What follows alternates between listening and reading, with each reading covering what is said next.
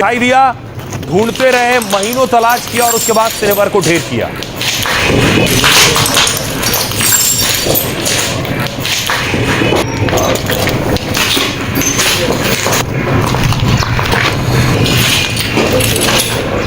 और ये सेनेवर बैठा था जिसे मार गिराया था इजरायली सेना ने। तो नेतन्याहू चुन चुन कर मारते हैं, जैसे हमास के सबको खत्म किया। हिजबुल्लाह का याद होगा आपको, लेबनान में पेजर धमाके हुए। यह तरीका है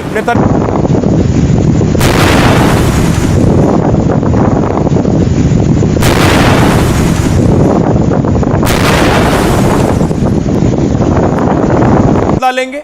हिजबुल्लाह के चीफ नसरुल्लाह को मारा नेतन्याहू ने।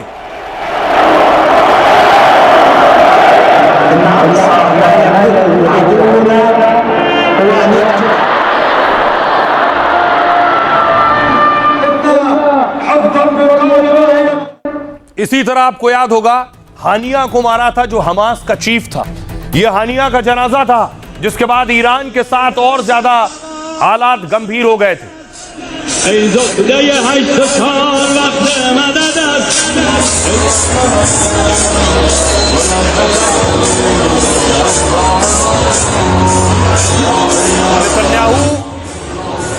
नेतन्याहू, उनकी सेना, उनकी खुफिया एजेंसी किसी उनके मुल्क या यहूदी पर हमला होने पर किसी को बख्शती नहीं है।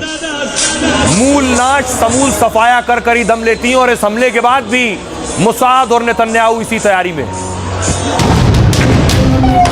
सिडनी में लाशों के ढेर लगाने वाला एक तो जहन्नुम जा चुका है, अब दूसरे की बारी है। इजराइल से लेकर ऑस्ट्रेलिया तक यहूदियों को टारगेट करने वाली मानसिकता पर नेतन्याहू बड़ी चोट करने वाले हैं। इस हमले के पीछे हमास, पाकिस्तान या किसी भी आतंकी गुट का हाथ है तो नेतन्याहू उसका समूल नाश कर देंगे।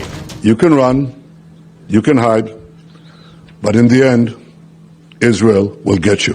That Israel will act against all those who attack us. Will pay a very heavy price. Israel will do whatever it has to do to protect our state and to protect our people. Netanyahu के दिलो दिमाग में यहूदी विरोधियों के खिलाफ भड़कती आग का आपने अब तक बस ट्रेलर देखा है। सोचिए अब ऑस्ट्रेलिया में यहूदियों का नरसंहार हुआ तो नेतन्याहू क्या करेंगे। अब नेतन्याहू गुस्से में ऑस्ट्रेलिया को लेकर। उनका कहना है ऑस्ट्रेलिया में कैसे गाजा के समर्थन में प्रदर्शन हो रहा था और उन्होंने मना किया था ऑस्ट्रेलिया के प्रधानमंत्री को कि तुम्हारे यहां कैसे गाजा के समर्थन में, फिलिस्तीन के समर्थन में लोग प्रदर्शन कर रहे हैं। कल यही लोग, इसी में से लोग उठकर कोई यहूदियों को टारगेट करेगा, कोई बेगुनाहों को टारगेट करेगा।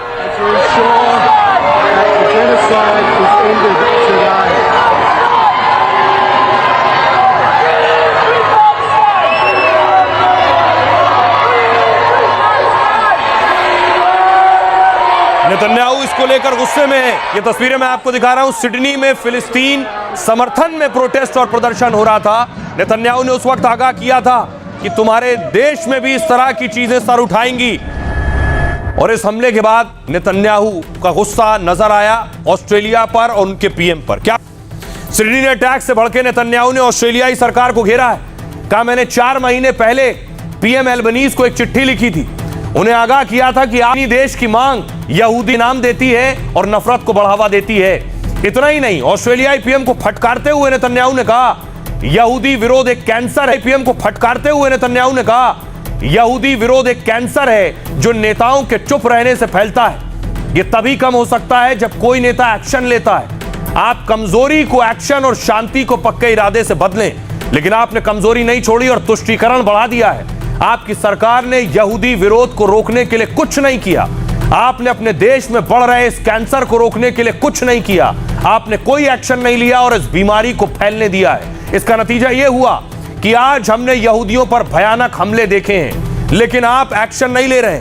आपको कार्रवाई करनी होगी क्योंकि इतिहास हिचकिचाहट और कमजोरी को माफ नहीं करेगा। यह नेतन्याहू का कहना है। सुनिए जरा कैसे नेतन्याहू गरजे। On August 17th, about 4 months ago, मेरी चेतावनी देने के बाद भी अल्बनीज़ सरकार ने कुछ नहीं किया। इसी वजह से यह भयानक हमला हुआ है। ऑस्ट्रेलिया की सरकार की नीतियां यहूदी विरोध की आग में घी डालने का काम कर रही हैं। कमजोरी से काम लेने से यहूदी विरोध का कैंसर खत्म नहीं होगा। इसके लिए एक्शन लेना ही होगा। Promoting and encouraging anti-Semitism in Australia. अब सबकी नजरें इस तरफ हैं कि नेतन्याहू और मुसाद क्या कुछ बड़ा करने वाले, क्योंकि एक भी यहूदी मारा जाता है तो नेतन्याहू चुन चुन कर बदला लेते हैं। और नेतन्याहू ने इससे पहले भी ये दिखाया है करके। नेतन्याहू मीटिंग भी ले रहे हैं, कई बैठकें ले चुके हैं और वहां से वो ऑस्ट्रेलिया के पीएम पर भी बरस चुके हैं। अब तैयारी है बदले की। अब तलाश हो रही है जो हमलावर थे उनको लेकर, उनका कनेक्शन किससे था। तस्वीर अगली दिखाऊं मैं आपको, ये है वो हमलावर। इसका नाम है नवीद अकरम। नवीद अकरम देखिए बेखौफ होकर बेधड़ल्ले से गोली चला रहा है।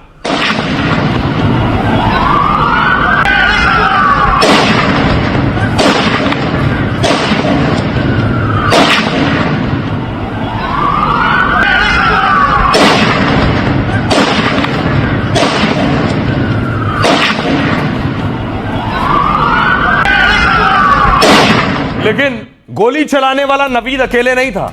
नवीद अकरम और उसका पिता साजिद अकरम दोनों गोली चला रहे थे यहूदियों पर। ये दोनों सिडनी में थे। ये पिता पुत्र की तस्वीरें आप देख रहे हैं। दोनों फायरिंग कर रहे थे बीच पे। बेटा अभी जिंदा है, यानी नवीद अकरम अभी जिंदा है। मुसाद और नेतन्याहू को जानकारी है। सवाल यह है कि इस हमले के पीछे और कौन है। नेतन्याहू उन सबको चुनकर खत्म करेंगे। देखिए जरा क्या हो रहा था सिडनी में। सिडनी बीच की तस्वीर है। यहूदी अपना फेस्टिवल मना रहे थे। नवीद अकरम और साजिद अकरम बंदूक लेकर आए। एक हमलावर 50 साल का पिता था जो मारा जा चुका है, जबकि दूसरा हमलावर 24 साल का बेटा है जो गिरफ्त में है। फायरिंग और पिटाई से उसकी हालत गंभीर है लेकिन स्थिर है। पिता का नाम साजिद अकरम है और बेटा नवीद अकरम। अमेरिकी मीडिया का दावा यह है कि हमलावर पाकिस्तानी है। रिपोर्ट में दावा यह है कि यह पाकिस्तान के लाहौर के रहने वाले हैं। 24 साल के हमलावर बेटे ने लाहौर से ही पढ़ाई की थी, लेकिन फिर परिवार के साथ ये ऑस्ट्रेलिया शिफ्ट हो गए। आतंकी पिता सिडनी में फल बेचने का काम करता था। पुलिस के मुताबिक हमलावर पिता के पास 6 लाइसेंसी हथियार हैं। हो सकता है उन्होंने में से किसी बंदूक का हमले में इस्तेमाल किया हो। जो बंदूकें उनके पास हैं उसका इस्तेमाल किया गया हो। रिपोर्ट के मुताबिक आतंकियों के घर से 2 बंदूकें बरामद की गई हैं। पुलिस ने हमलावरों के घर पर छापा मारकर छानबीन की थी। साथ ही आतंकियों के परिवार वालों को भी पुलिस ने पकड़ लिया। पुलिस ने कहा हमले में 10 से 87 साल के लोग मारे गए हैं। हमलावरों के आतंकी गुट से लिंक और मकसद की जांच जारी है। यही नेतन्याहू भी जांच कर रहे हैं।